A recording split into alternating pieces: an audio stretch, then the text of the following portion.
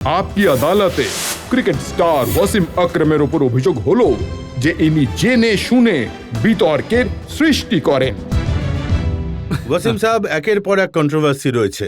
West Indies গেছিলেন, তখন সেখানে নিউজ পেপারে ছেপেছিল যে আপনি গাঁজা খেয়েছিলেন আর গাঁজা খেয়ে ক্রিকেট খেলতে নেমেছিলেন। হ্যাঁ, অবশ্যই কন্ট্রোভার্সি তো আছেই। লাইক আই সেড, ছোট ছিলাম, এসব ভুল হয়েছে, সবকিছুই করেছি, কিন্তু সব শেষে নিজের ভুল থেকেই আমি শিখেছি। শেষে কি হচ্ছে সেটাই আসলে দেখার।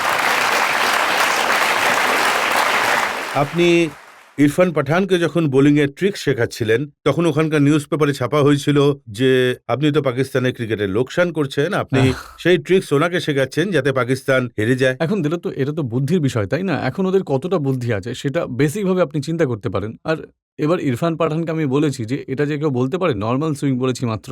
পাকিস্তানের ব্যাটসম্যানরা অভিযোগ করেছে আমাকে, ও আউট করেনি গিয়ে ২-৪টে, নাকি আপনি ওকে বলে দিয়েছেন নাকি? তখন আমি ওর দিকে তাকিয়ে থাকি আর বলি যে ভাই, যদিও ঠিকমতো খেলে তবেই তো ঠিক হবে, তাই না? আমার কাছে আমাকে আবার কি জিজ্ঞাসা করছো? তখনই বোঝা যায় যে ওদের মানসিকতাটা আসলে।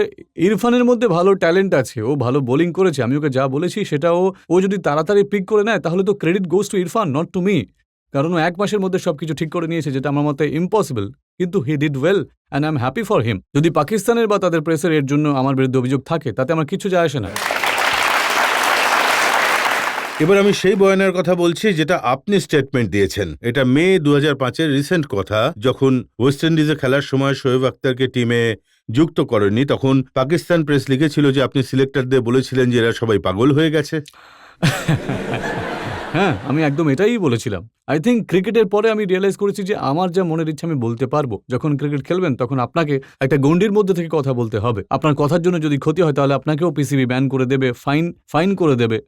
সো যেটা আপনি মনে করেন যেটা যে জিনিসটা ঠিক আছে, আই থিঙ্ক সেটাই বলা উচিত। তাতে সংকোচের কিছু নেই। আমাদের কালচারের মানুষ সেটা বলে না, কারণ আমার পিসিবিতে চাকরি করার দরকার নেই বা অন্য কোনো অর্গানাইজেশনও, তাই না? I am happy with my job with the SPN star sports and I am enjoying my life. তবে একদিকে ইনফ্যাক্ট আমি যদি কালোকে কালো না বলি, যদি সাদাকে সাদা না বলি, তাহলে কে বলবে? কিন্তু কনসিস্টেন্সি নেই। আপনি একবার বলেছিলেন যে ওকে টিমে যুক্ত করা উচিত, কিছুদিন পর এটা সেপ্টেম্বর ২০০৫-এর স্টেটমেন্টে আপনি বললেন যে শোয়েব খেলে কম, বকবক করে বেশি। আসলে সেটা টিমে আসার কথাটা নয়। ইটস সো টোটালি ডিফারেন্ট বয়ান অল টুগেদার। ও যখন এসেছে স্টুপিডের মতো বয়ান দেয় যে I'm like a jumbo jet, I'm like a Ferrari. ও অস্ট্রেলিয়াতে গিয়ে বলে যায় যে ওরা ১০ জন ছিল আর আমি একা। যে ধরনের এই ধরনের বয়ান দেওয়ার পরে obviously you have to say something. Drop করাটা অন্যায় ছিল, কিন্তু এটা হলো একজন ক্যাপ্টেন আর কোচের যে কাজ, ডিসিপ্লিন হয় না তাকে ডিসিপ্লিন করে দেওয়া। এমন নয় যে বাচ্চাদের মতো এসে পিসিবির কাছে অভিযোগ করবে। ওইদিকে এক দফা কোনো টপ প্লেয়ারকে ট্যুর থেকে ফেরত পাঠানো।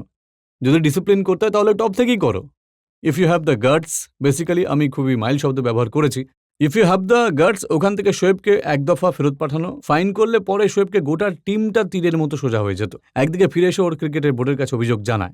যদি আপনি ক্যাপ্টেন হতেন তাহলে শোয়েবের সাথে কি আমি করতেন? আমার ক্যাপ্টেন্সিতে খেলেছি। 99 এর ক্যাপ্টেন্সিতে শোয়েব শুরু করেছিল। আমি ২-৪টে গালাগাল দিতাম, ওকে ফেরত পাঠাতাম, ও ঠিক হয়ে যেত।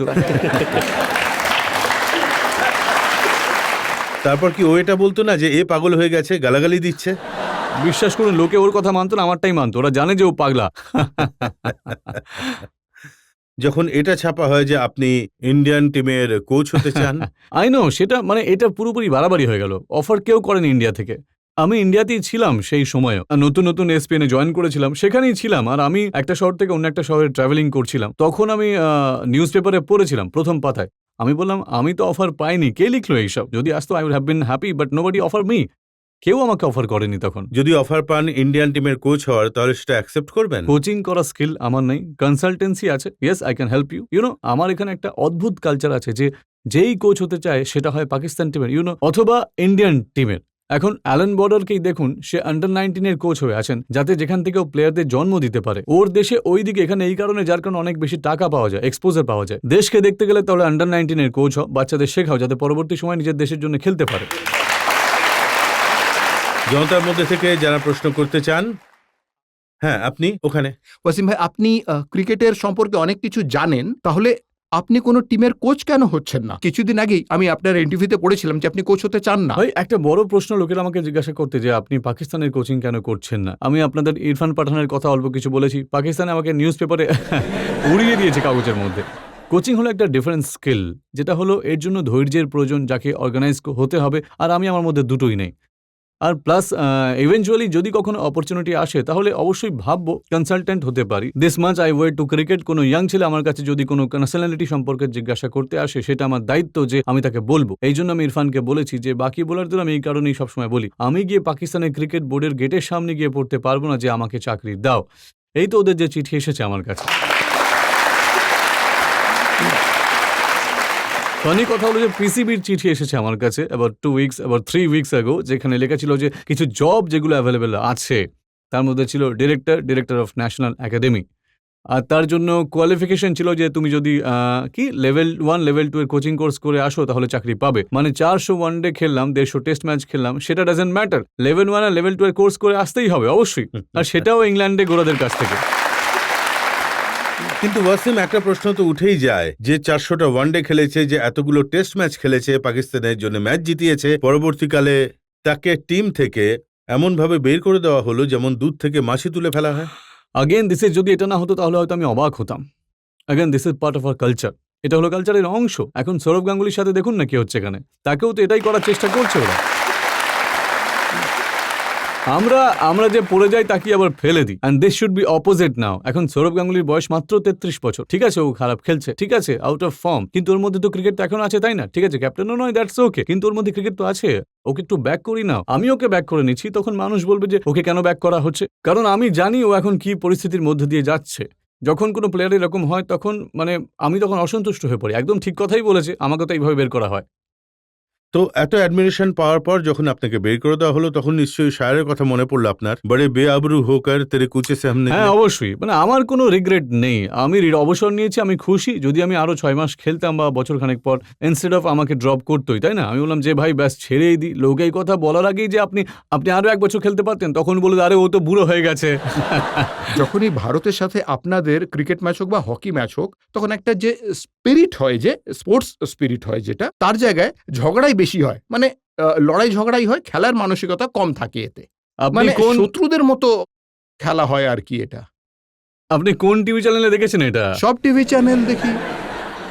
আমি প্রতিটা টিমের বিরুদ্ধেই খেলেছি, আমরা প্লেয়ারদের গালাগাল দিই, সবাই সবাইকে দিয়ে থাকে, ঠিক আছে, এতে কোনো সমস্যার কিছু এটাকে নেই, কি তাই না? স্পোর্টসম্যান স্পিরিট বলা উচিত? অবশ্যই এটা স্পিরিট। অস্ট্রেলিয়ারা যখন করে তখন সেটা ঠিক, আমরা যদি করি তাহলে আমরা ভুল।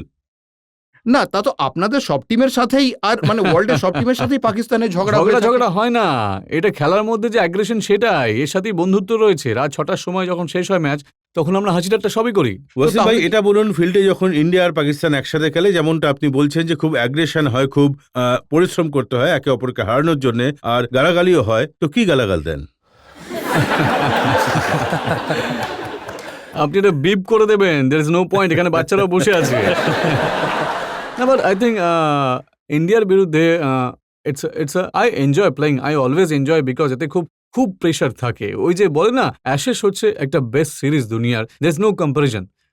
ঘোড়ারা কি জানবে যে অ্যাশেস ওকে যেটা থাকে অ্যান্ড ওয়েল ডান, হেরে গেলে পরে 2 বছর ব্যাড লাক। আমাদের এখানে হেরে গেলে পরে 2 বছর ব্যাড লাক বলে না, ভাইসা ভার্সা, দুটো কান্ট্রির মধ্যে। যখন টিম হেরে আসে তখন লোকজন জুতোর মালা নিয়ে পৌঁছে যায়। হ্যাঁ, জুতোর মালা আরো কত কি নিয়ে পৌঁছে যায়। But I think it's a fun, মানে অ্যান্ড ওই প্রেশার বিল্ড হতে শুরু করে। আর 2 মাস আগে, এখন যখন ইন্ডিয়াকে পাকিস্তানে যেতে হবে, এখন থেকেই কথা চলবে তাদের ড্রাইভার, যে কেউ হোক, রিক্সাওয়ালা, মা বাবা, ভাই বোন, বন্ধু বান্ধব, ভাই হেরে যেও না, জানো হারবে না কিন্তু। তাই একটা প্রেশার কিন্তু বিল্ড হয় প্লেয়ারদের উপরে, হেরো না কিন্তু। So it's a beauty of it, that how we control that pressure. আর যতদূর অ্যাগ্রেশনের কথা, ঠিক আছে, যেসব 2-1 প্লেয়ারকে পছন্দ হয় না তাদেরকে গালাগাল দাও না। এখন টিমে অনেকেই থাকে যাদের ভাইস ভার্সা, আমাদের টিমেও থাকে, অনেকেই আছে। বাট সচিনের মতো প্লেয়ারকে, রাহুল দ্রাবিড়ের মতো যারা কিনা অনেক গ্রেট প্লেয়ার, গ্রেট অ্যাম্বাসেডার নিজেদের দেশের, তাদের আমরা কিছু বলবো না, বিকজ ওরা আমাদেরও কিছু বলে না বা আমাদের প্লেয়ারদেরও কিছু বলে না। সো এটা একটা পুরো সাইক্লিং হয়ে থাকে, যেটা সবাই ব্যবহার করে।